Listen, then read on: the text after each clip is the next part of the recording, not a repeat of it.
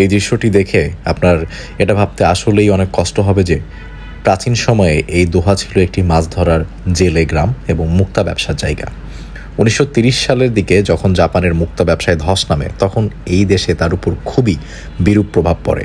19 শতকে আরব সাম্রাজ্যের বেশিরভাগ দেশের মতো এই দোহা শহরটাও ছিল অটোমান সাম্রাজ্যের অধীনে। 1916 সালে কাতার ব্রিটিশ সাম্রাজ্যের আওতাধীন হয়ে পড়ে। পরে আমাদের বাংলাদেশের মতোই 1971 সালের শেষ দিকে এসে কাতার স্বাধীন রাষ্ট্র হিসেবে আত্মপ্রকাশ করে এবং দোহাকেই নতুন স্বাধীন রাষ্ট্রের রাজধানী ঘোষণা করা হয়। দ্বিতীয় বিশ্বযুদ্ধের পরে যখন এই দেশের প্রধান খনিজ সম্পদ তেল আবিষ্কার হয়, তারপর থেকে এই দেশকে আর পিছনে ফিরে তাকাতে হয়নি। দোহার বর্তমান শাসক গোষ্ঠী, যাদেরকে আল থানি পরিবার নামে সবাই জানে, এরা 1847 সাল থেকে দোহার নেতৃত্বে আছেন এবং এই পর্যন্ত দোহার সমূহ উন্নতি সাধন করেছেন এবং করে যাচ্ছেন। দোহা শহরে এই দেশের 80% মানুষই বসবাস করে। একটা মাছ ধরার জেলে গ্রাম থেকে আজকের এই শহর, এর যে রূপান্তর, এটা যেন রূপকথার গল্পের মতোই।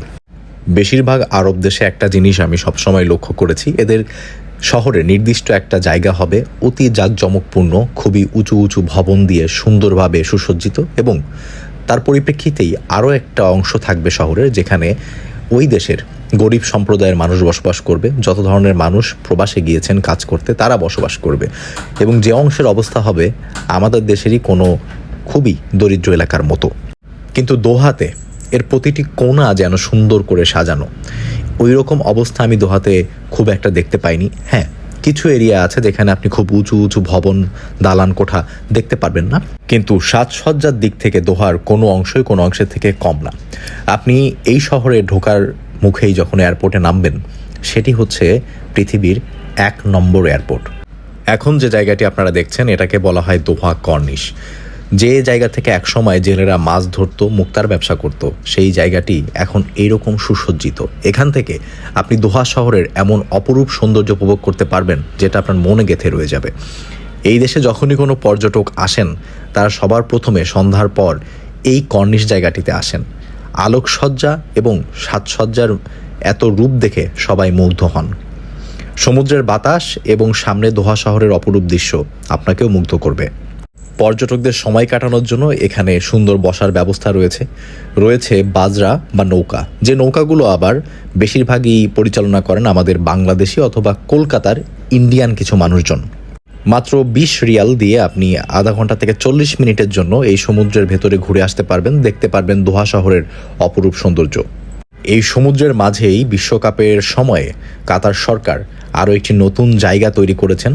যে কৃত্রিম দ্বীপটি তারা তৈরি করেছেন সেটার নাম হচ্ছে লুসাইল, যেটা আমরা এখন যে জায়গাটায় দাঁড়িয়ে আছি আমি তার পাশেই অবস্থিত, এবং সেখানেও নান্দনিক ভবন এবং পর্যটকদের জন্য অনেক ব্যবস্থা রেখেছেন কাতার সরকার। শুধু এই দ্বীপটাই না, কাতারের যে প্রাচীন বাজারগুলো রয়েছে, সুক এরিয়া যেগুলোকে বলা হয়, সেগুলোর সংস্কার করে পর্যটকদের জন্য একটা আকর্ষণের জায়গা হিসেবে তৈরি করে রেখেছে। এই দেশে মেট্রোতে আপনি মাত্র 5 রিয়াল, যেটা বাংলাদেশি টাকায় 110 টাকার মতো হবে, দিলে সারাদিন এই শহরের এক কোণা থেকে আরেক কোণায় আপনি ঘুরে বেড়াতে পারেন। আপনার আর কোনো এক্সট্রা খরচের প্রয়োজন হবে না। এই দেশে যত পাবলিক বাস রয়েছে, জনসাধারণের জন্য যে বাসগুলো রাস্তায় চলাচল করে, সেগুলোর কোনোটাতেই 1 টাকাও খরচ করতে হয় না। কাতার সরকারের এমন সমূহ জনগণমুখী কাজই তাকে টিকিয়ে রেখেছে এবং কাতারের সমস্ত লোকজনের ভালোবাসার পাত্র হিসেবে তাকে আজও রেখেছে। কাতার শহরের পরিষ্কার পরিচ্ছন্নতা নিয়ে আর বেশি কিছু বলার নেই। আমার পিছনে যে বিল্ডিংগুলো, যে ভবনগুলো আপনারা এখন দেখতে পাচ্ছেন, এগুলো রাতের বেলায় এইরকম আলোকসজ্জায় সজ্জিত থাকে এবং দিনের বেলায় এগুলো আপনি অন্যরকমভাবে দেখতে পারবেন। এর প্রতিটি আনাচে কানাচে রাস্তাঘাট এত সুন্দর, পরিষ্কার এবং পরিপাটি থাকে, যেটা আপনাকে সহজেই মুগ্ধ করবে। কাতার শহর গরমের সময় অনেক বেশি গরম থাকে, 40 থেকে 50 ডিগ্রি সেলসিয়াস পর্যন্ত তাপমাত্রা এখানে হয়ে যায়। কিন্তু আপনি নভেম্বর মাস থেকে অক্টোবরের শেষ দিক থেকেই আসলে এখানে এত সুন্দর আবহাওয়া পাবেন, যেটা আপনাকে এই শহরে চলাচল করতে মুগ্ধ করবে।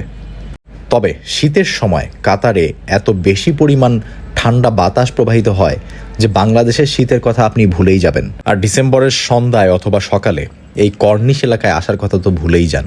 হাড় হিম করা ঠান্ডা বাতাসে আপনাকে জমিয়ে দিবে। তবে আপনার অবস্থা যাই হোক না কেন, এই সৌন্দর্য উপভোগ করতে আমি গ্যারান্টি দিয়ে বলতে পারি, আপনি যদি দোহা শহরে থাকেন, আপনি অবশ্যই এই কর্নিশ এরিয়াতে একবার হলেও আসবেন।